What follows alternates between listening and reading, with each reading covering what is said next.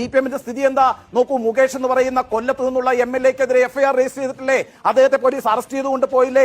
അദ്ദേഹത്തിനെതിരായിട്ട് ഇപ്പോഴും സമൂഹ മാധ്യമങ്ങളിലൂടെ പലതരത്തിലുള്ള ലൈംഗിക അപവാദങ്ങൾ പ്രചരിച്ചുകൊണ്ടിരിക്കുന്നില്ലേ? അപ്പോഴെന്താ MV ഗോവിന്ദൻ എന്ന് പറയുന്ന CPM-ന്റെ സംസ്ഥാന സെക്രട്ടറി പറഞ്ഞത്? ഒരാളുടെ മേലിൽ കുറ്റം ആരോപിച്ചാൽ മാത്രം അയാൾ കുറ്റവാളിയാകുന്നില്ല, മറിച്ച് അന്വേഷണങ്ങളിലൂടെ കുറ്റക്കാരനാണെന്ന് തെളിയിക്കപ്പെടണം, അപ്പോൾ മാത്രമാണ് പാർട്ടി നടപടിയെടുക്കുക എന്നാണ് പറഞ്ഞത്. ആ മുകേഷ് MLA ഈ പറയുന്ന നിയമസഭാ സമ്മേളനത്തിൽ പങ്കെടുത്തുകൊണ്ടിരിക്കുമ്പോഴാണ് കോൺഗ്രസ് പാർട്ടി അവരുടെ MLA ഒരു ആരോപണത്തിന്റെ പേരിൽ, ഇനിയും തെളിയിക്കപ്പെടാത്ത ഒരു ആരോപണത്തിന്റെ പേരിൽ പുറത്താക്കിയിരിക്കുന്നത്.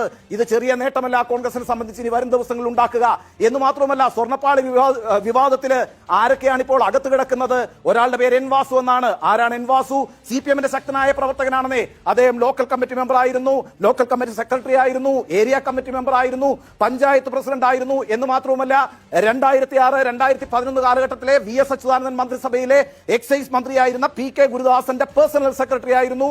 അങ്ങനെ വളരെ പ്രധാനപ്പെട്ട പദവികൾ വഹിച്ചിട്ടുള്ള എൻ വാസുവിനോട് വളരെ പ്രിയം CPM-നുണ്ടായിരുന്നു. അതുകൊണ്ടാണ് അദ്ദേഹത്തെ ദേവസ്വം കമ്മീഷണറാക്കിയത്, അതുപോലെ തന്നെ ദേവസ്വം പ്രസിഡന്റ് ആക്കിയത്. അങ്ങനെ ഒരാളാണ് കഴിഞ്ഞ 1.5 മാസമായിട്ട് ജയിലിൽ കിടക്കുന്നത്. കഴിഞ്ഞ ദിവസം അദ്ദേഹത്തിന്റെ ജാമ്യാപേക്ഷ കോടതി തള്ളിക്കളഞ്ഞിട്ടുണ്ട്. ആ എൻ വാസുവിനെ ഇതുവരെ തള്ളിപ്പറയാൻ CPM തയ്യാറായിട്ടില്ല, അദ്ദേഹത്തിനെതിരായിട്ടൊരു നടപടിയും എടുത്തിട്ടില്ല. ഇനിയിപ്പോ രണ്ടാമത്തെ ആൾ ആരാണ്? പഴയ Devaswom board president A. Padmakumar. ആരാണ് A. പത്മകുമാർ എന്ന് പറയുന്നയാള്? അദ്ദേഹം ഈ പറയുന്ന CPM-ന്റെ വിഭാഗീയതയുടെ കാലഘട്ടത്തില് പിണറായി വിജയൻ പക്ഷത്തിന്റെ ശക്തനായ വക്താവായിരുന്നു പത്തനംതിട്ട ജില്ലയില് A. പത്മകുമാർ എന്ന് പറയുന്നയാള്. എന്ന് മാത്രമല്ല അദ്ദേഹം MLA ആയിരുന്നു, MLA ആയി വിജയിച്ചിട്ടുണ്ട്, MLA ആയി തോറ്റിട്ടുമുണ്ട്. ഏറ്റവും കൂടുതൽ അദ്ദേഹം ദേവസ്വം ബോർഡിന്റെ പ്രസിഡന്റ് ആയിരുന്നു. അദ്ദേഹം ഇപ്പോഴും പത്തനംതിട്ട ജില്ലാ കമ്മിറ്റി അംഗമാണ്.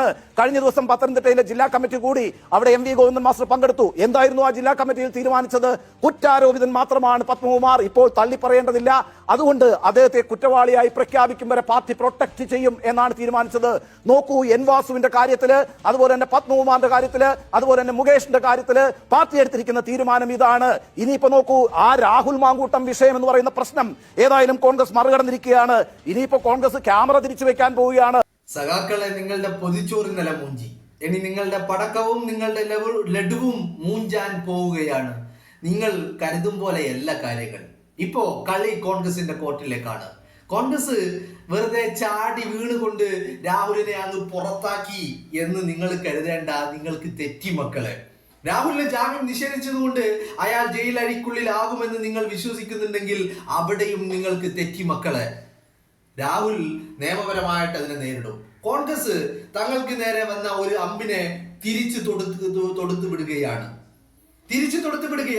ഇനി ക്യാമറ കണ്ണുകൾ ഈ പറയുന്ന CPM-ന് നേരെയാണ്, വാസുവിന് നേരെയാണ്, പത്മകുമാറിന് നേരെയാണ്, മുരാരി ബാബുവിന് നേരെയാണ്, മുകേഷിന് നേരെയാണ്, P. ശശിക്ക് നേരെയാണ്, PK ശശിക്ക് നേരെയാണ്, തോമസ് ഐസക്കിന് നേരെയാണ്, കടകംപള്ളി സുരേന്ദ്രന് നേരെയാണ്.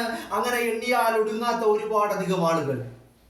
അയ്യന്റെ പൊന്നുകെട്ട ഒരു കൂട്ടർ ഒരു ഭാഗത്ത്, പെണ്ണ് കേസിൽ മൂന്നാറിലെ റിസോർട്ടിലേക്ക് അടക്കം സ്വപ്ന സുരേഷിനെ അടക്കം കൊണ്ടുപോകാനുള്ള തത്രപ്പാടുകൾ നടത്തുകയും ചെയ്യുകയും ചെയ്ത ഒരുപാട് ആളുകൾ മറ്റൊരു ഭാഗത്ത്. ആദ്യ ഭാര്യയെ കുനിച്ചു നിർത്തി കൂമ്പിലടിച്ച മുഹമ്മദ് റിയാസ് ക്ലിഫ് ഹൗസിനുള്ളിൽ. അങ്ങനെ എണ്ണിയാലൊടുങ്ങാത്ത ആളുകൾ.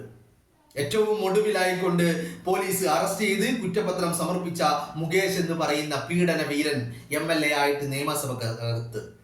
അപ്പൊ ചുരുക്കി പറഞ്ഞാൽ ഈ ക്യാമറകൾ ഇനി നിങ്ങളെയാണ് ഫോക്കസ് ചെയ്യാൻ പോകുന്നത്.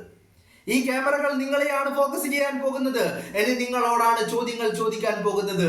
എത്രയൊക്കെ സംരക്ഷിച്ച് പിടിച്ചാലും കേരളത്തിന്റെ പൊതുസമൂഹത്തിന്റെ ആർജവത്തെ, അവരുടെ ചിന്തകളെ അത് നിങ്ങൾക്ക് വിലക്ക് വാങ്ങാൻ സാധിക്കില്ല എന്ന് മാത്രം നിങ്ങൾ മനസ്സിലാക്കണം. അതല്ലെങ്കിലും ഉണ്ണി ബാലകൃഷ്ണൻ പറയുമ്പോ ഉണ്ണി ബാലകൃഷ്ണനോട് ഒരു കാര്യം തിരിച്ചു പറയാനുള്ളത്, ഉണ്ണിയെ, ഈ പറയുന്ന അയ്യന്റെ പൊന്നുകെട്ടവനോട് എന്ത് വേദമോദിയിട്ട് എന്ത് കാര്യം? അവനെ നമ്മൾ ധാർമ്മികത പറഞ്ഞിട്ട് എന്ത് കാര്യം? അവന്റെ കാതിൽ വേദമോദിയിട്ട് കാര്യമില്ല ഉണ്ണി ബാലകൃഷ്ണൻ. അത് നിങ്ങൾ മനസ്സിലാക്കണം. കേരളത്തിന്റെ പൊതുസമൂഹത്തിന് നല്ല ബോധ്യങ്ങളുണ്ട് എന്നുള്ളതാണ് ഈ കാര്യത്തിൽ നമ്മൾക്ക് പറയാനുള്ള ഒരൊറ്റ കാര്യം എന്ന് പറയുന്നത്. അല്ലേ? നിങ്ങളൊന്ന് ആലോചിച്ച് നോക്കൂ. ആരാണ് പത്മകുമാർ? പത്മകുമാർ DYFIയുടെ സംസ്ഥാന വൈസ് പ്രസിഡന്റ് ആയ വ്യക്തി, പത്തനംതിട്ട ജില്ലാ കമ്മിറ്റി ജില്ലാ സെക്രട്ടേറിയറ്റ് അംഗം, സംസ്ഥാന സെക്രട്ടേറിയറ്റ് അംഗം, പത്തനംതിട്ടയിൽ നിന്നുള്ള MLA, തെരഞ്ഞെടുപ്പിൽ മത്സരിച്ച് MLA ആവാൻ വേണ്ടി മത്സരിച്ച് തോറ്റ വ്യക്തി. അവസാനം ഈ പറയുന്ന എല്ലാ ക്വാളിഫിക്കേഷനും ഉള്ള ഒന്ന് കാരണം കൊണ്ട് മാത്രം ദേവസ്വം പ്രസിഡന്റായ വ്യക്തി. അപ്പോ നിങ്ങൾ പറയുന്നത് പോലെ രാഹുലിന്റെ നീക്കങ്ങളെല്ലാം ഷാഫിക്ക് അറിയാം എന്നല്ലേ നിങ്ങൾ പറയുന്നത്? അങ്ങനെയെങ്കിൽ പത്മകുമാറിന്റെ എല്ലാ ചെയ്തികളും ഈ പറയുന്ന പിണറായി വിജയന്റെ അറിവോടുകൂടി തന്നെയായിരുന്നു സഖാക്കളെ. അത് നിങ്ങൾക്കല്ലെന്ന് പറയാൻ കഴിയില്ല. രാഹുലിന്റെ നീക്കം നിങ്ങൾ പറയുന്നത് പോലെ ഷാഫിക്ക് അറിയാമായിരുന്നെങ്കിൽ പത്മകുമാറിന്റെ എല്ലാ നീക്കങ്ങളും രാജാവിന് അറിയാമായിരുന്നു. കാരണം രാജാവിന്റെ അടുത്ത ഭൃത്യനായിരുന്നു ഈ പറയുന്ന പത്മകുമാർ. വാസുവും അതുപോലെ തന്നെ, മുരാരി ബാബുവും അതുപോലെ തന്നെ. ആരും അത്തരത്തിൽ ഈ പറയുന്ന രാജാവിന്റെ മുന്നിൽ മുട്ടിലിഴയുന്ന സംഘത്തിൽ പെടാത്തവരല്ല. ആ കൂട്ടത്തിലുള്ളവരാ. രാജാവിന് വേണ്ടി കുഴലൂതുന്ന കൂട്ടത്തിലുള്ളവരാ. രാജാവിന് വേണ്ടി സ്തുതി പാടുന്നവരാ ഇവരൊക്കെ. അപ്പൊ ഇവരുടെ പ്രവർത്തികളൊക്കെ രാജാവിന് നന്നായിട്ട് വ്യക്തമായിട്ട് ബോധ്യങ്ങൾ ഉണ്ടായിരുന്നു എന്നുള്ളതാണ് അല്ലേ? അപ്പോ ക്യാമറകൾ ഇനി നിങ്ങൾക്ക് നേരെയാണ്. നിങ്ങളോട് ഞങ്ങൾ ചോദ്യങ്ങൾ ചോദിച്ചുകൊണ്ടേയിരിക്കും. എത്രയൊക്കെ പാർട്ടിയുടെ അംഗമല്ലെന്നാണ് ഇന്നലെ ഗോവിന്ദൻ മുകേഷിനെ പറ്റി ചോദിക്കുമ്പോൾ പറയുന്നത്. പക്ഷെ പാർട്ടിയുടെ അംഗമല്ല. പാർട്ടിയുടെ അരിവാൾ ചുറ്റിക നക്ഷത്രത്തിൽ ചിഹ്നത്തിൽ മത്സരിച്ച് വിജയിച്ച MLA ആണ്. അരിവാൾ ചുറ്റിക നക്ഷത്രത്തിൽ പാർലമെന്റിലേക്ക് മത്സരിച്ച് തോറ്റ സ്ഥാനാർത്ഥിയാണ് അല്ലേ? അപ്പോ ആ MLA നിങ്ങളുടെ ബെഞ്ചിൽ ഇപ്പോഴും ഇരിക്കുകയാ. രാജാവ് അവിടെ എഴുന്നേറ്റ് നിൽക്കുമ്പോൾ കൈയടിക്കുകയാ. ബെഞ്ചിൽ തട്ടി കൈയടിക്കുന്ന വ്യക്തിയാണ് മുകേഷ്. മുകേഷിനെതിരെ ചോദ്യങ്ങൾ ചോദിച്ചുകൊണ്ടേയിരിക്കും.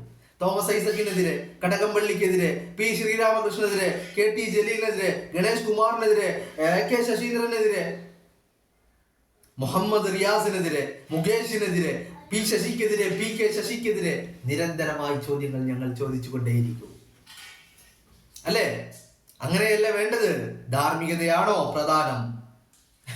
അയ്യന്റെ പൊന്ന് കട്ടതാണ് പ്രധാനം. അയ്യന്റെ പൊന്ന് കെട്ടവർക്ക് എന്ത് ധാർമ്മികത? അയ്യന്റെ പൊന്ന് കെട്ടവർക്ക് എന്ത് ധാർമ്മികത? രാഹുൽ മാങ്കൂട്ടം അകത്തായി കാണണമെന്ന് നിങ്ങളുടെ അതിയായ ആഗ്രഹമാണല്ലോ നിങ്ങളെ കൊണ്ട് ഇന്നലെ പടക്കം പൊട്ടിപ്പിച്ചത്. നിങ്ങൾ ഇന്നലെ ലഡു വിതരണം ചെയ്യാനുള്ള കാരണം എന്താ? രാഹുൽ ഒന്ന് അകത്തായി കാണണമെന്നുള്ള നിങ്ങളുടെ അതിയായ ആഗ്രഹം. നിങ്ങൾ പൊതിച്ചോറുമായിട്ട് ഹുസ്ദുർഗിലെ കോടതിക്ക് മുന്നിൽ പോയി നിന്നത് എന്തിനാ? രാഹുൽ എന്ന അതിയായി ജയിലിലായി കാണണം എന്നുള്ളതാ നിങ്ങളുടെ അതിയായ ആഗ്രഹം. കാരണം ഈ ആഗ്രഹങ്ങളെല്ലാം അതിമോഹമാണ് മക്കളെ. അതിമോഹമാണ് മോനെ ദിനേശ, അതിമോഹം. അതിനപ്പുറത്തേക്ക് അതൊന്നുമല്ല. ഇതൊന്നും നടക്കാൻ പോകുന്നില്ല. രാഹുൽ ഇന്ന് ഹൈക്കോടതിയെ സമീപിക്കാൻ പോവുകയാണ്. വീണ്ടും ഒരു മുൻകൂർ ജാമ്യാപേക്ഷ നൽകാൻ പോവുകയാണ്. നിങ്ങളെ കൊണ്ട് കഴിയുമെങ്കിൽ നിങ്ങൾ തൂക്കിയെടുത്ത് അകത്തിട്.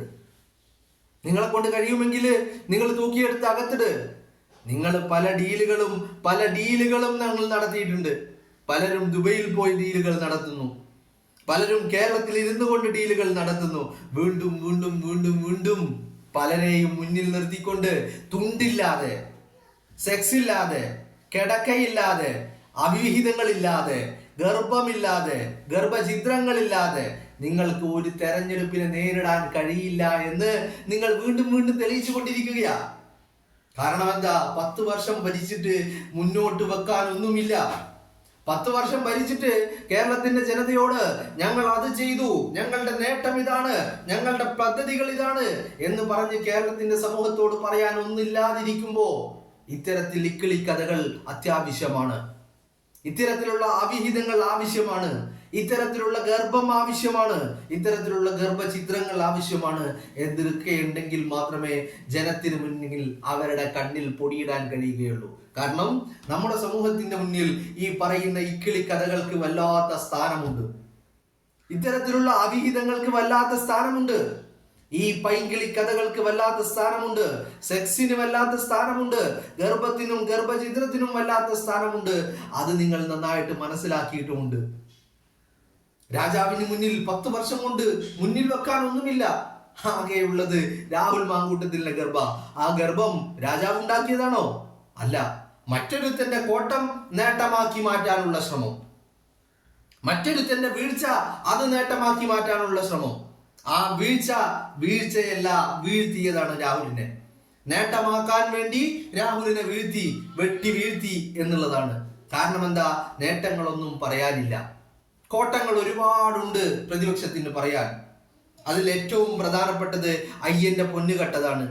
അയ്യന്റെ പൊന്നു കട്ടവന്റെ തനി നിറം കേരളത്തിന്റെ പൊതുസമൂഹത്തിൽ ഇങ്ങനെ തുറന്ന് കാട്ടപ്പെടുമ്പോ അതിനെ മറച്ചു പിടിക്കാൻ ഒരു പൈങ്കിളി കഥ വേണം, ഒരു അവിഹിതം വേണം, ഒരു കിടക്ക പങ്കിടൽ വേണം, ഒരു ബലാത്സംഗം വേണം, ഒരു പീഡനം വേണം, ഒരു ഇന്റർകോഴ്സ് വേണം, ഒരു ഗർഭം വേണം, ഒരു ഗർഭചിത്രം വേണം, അങ്ങനെ പലതും വേണം. അങ്ങനെ ഇക്കിളി കഥകൾ ഉണ്ടെങ്കിൽ മാത്രമേ പിടിച്ചു നിൽക്കാൻ കഴിയുകയുള്ളൂ. ആ ഒരു അറിവിന്റെ, ആ ഒരു തിരിച്ചറിവിന്റെ അടിസ്ഥാനത്തിലാണ് രാഹുലിനെ വീഴ്ത്തിയത്. രാഹുലിന്റെ വീഴ്ച നേട്ടമാകുമെന്ന് ഇവർ കരുതുന്നു. പക്ഷേ കേരളത്തിന്റെ സമൂഹമോ, കേരളത്തിന്റെ പൊതുജനം രാഹുലിന്റെ വീഴ്ചയല്ല അവരളക്കാൻ പോകുന്നത്. അവരളക്കാൻ പോകുന്നത് ശബരിമലയിലെ അയ്യന്റെ പൊന്നുകെട്ടതാണ്. അത് കേരളത്തിന്റെ സമൂഹം തിരിച്ചറിയുന്നു. അയ്യന്റെ പൊന്നുകെട്ടവന് വോട്ടുണ്ടാവില്ല, അവൻ ഈ വീട് കയറി വോട്ട് ചോദിക്കേണ്ടെന്ന് കേരളത്തിന്റെ പൊതുസമൂഹം പറയുന്നു. അപ്പോ നിങ്ങളുടെ തിരിച്ചറിവുകൾ നിങ്ങൾക്ക് തന്നെ തിരിച്ചടിയാകുന്ന ഒരു കാലഘട്ടമാണ് നിങ്ങൾ കടന്നു പോയിക്കൊണ്ടിരിക്കുന്നത്. ഈ ക്യാമറ ഇപ്പൊ നിങ്ങൾക്ക് നേരെ തിരിഞ്ഞിരിക്കുകയാണ്. ഇത്രയും ദിവസം അത് രാഹുൽ മാങ്കൂട്ടത്തിന് നേരെയായിരുന്നെങ്കിൽ, ഇത്രയും ദിവസം അത് കോൺഗ്രസിന് നേരെയായിരുന്നെങ്കിൽ, ഇന്ന് മുതൽ അത് നിങ്ങൾക്ക് നേരെയാണ്. ഈ ക്യാമറ കണ്ണുകൾ നിങ്ങളെയാണ് തുറിച്ചു നോക്കുന്നത്. നിങ്ങളെയാണ് ക്യാമറ കണ്ണുകൾ തുറിച്ചു നോക്കുന്നത്. നിങ്ങളുടെ കൂട്ടത്തിലുള്ള പി ശശിയെ നോക്കുന്നു, പി കെ ശശിയെ, കടകംപള്ളിയെ, തോമസ് ഐസക്കിനെ, മുകേഷിനെ, ഗണേഷ് കുമാറിനെ, എ കെ ശശീന്ദ്രനെ, പി ശ്രീരാമകൃഷ്ണനെ, കെ ടി ജലീലിനെ, മുഹമ്മദ് റിയാസിനെ, അങ്ങനെ നിരവധി ആളുകളെ തുറിച്ചു നോക്കുകയാണ് ആ ക്യാമറ. ഇപ്പോ ആ ക്യാമറ നിങ്ങൾക്ക് നേരെ തിരിച്ചു വെച്ചിരിക്കുന്നു കേരളത്തിന്റെ പൊതുസമൂഹം. അതുകൊണ്ട് രാഹുലിന്റെ വീഴ്ച നേട്ടമാക്കാമെന്ന് നിങ്ങൾ കരുതുന്നുണ്ടെങ്കിൽ അതൊരിക്കലും സംഭവിക്കില്ല എന്നുള്ള തിരിച്ചറിവ് നിങ്ങൾക്ക് ഉണ്ടാവുന്നത് നല്ലതാ. നിങ്ങളെ കൊണ്ട് അതിന് സാധിക്കില്ല. കാരണം കേരളത്തിന്റെ സമൂഹം പവിത്രമായി കേരളത്തിന്റെ പൊതുസമൂഹം വളരെ ബഹുമാനത്തോടു കൂടി, ആദരവോടു കൂടി ഒക്കെ നോക്കിക്കണ്ട സ്ഥലമാണ് ശബരിമല. അവിടുത്തെ അയ്യപ്പൻ സന്നിധാനം, 18-ാം പടി ഒക്കെ അവിടെയാണ് നിങ്ങൾ കയറി കൈവച്ചത്. ആ അയ്യപ്പന്റെ പൊന്നാണ് നിങ്ങൾ കട്ടുകൊണ്ടുപോയത്. അയ്യന്റെ പൊന്നാണ് നിങ്ങൾ കൊള്ളയടിച്ചത്. എന്നിട്ട് ഇപ്പോഴും ഒരു ഉളുപ്പുമില്ലാതെ ആ കൊള്ളക്കാരെ നിങ്ങൾ സംരക്ഷിച്ചു കൊണ്ടേയിരിക്കുന്നു. ഇതാണ് ജനം ഈ തെരഞ്ഞെടുപ്പുകളിൽ വിലയിരുത്താൻ പോകുന്നത്.